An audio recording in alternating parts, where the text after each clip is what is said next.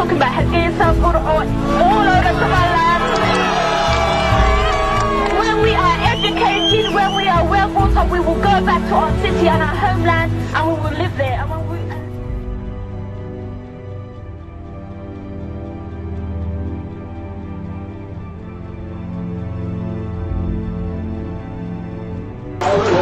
As the presidential campaigns wind up, there is strong talk of the possibility of a change of guard.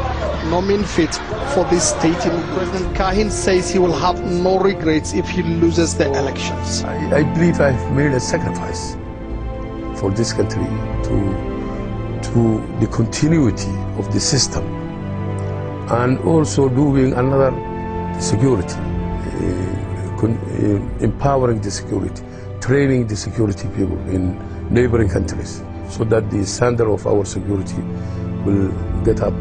So I think I have done more than I can. Mohamed Silayo, the leader of Somaliland's main opposition Kulmiye party, who poses the most formidable challenge to President Kahin's rule.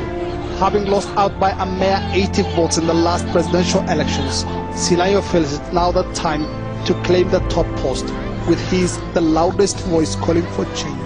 So many things have gone wrong. There has not been much in the way of development.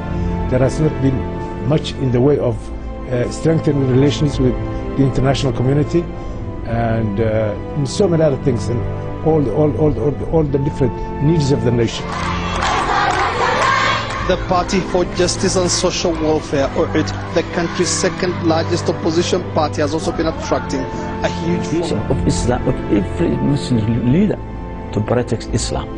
And if he's the ruler of Islam, he has to use Sharia, and that's what we are doing.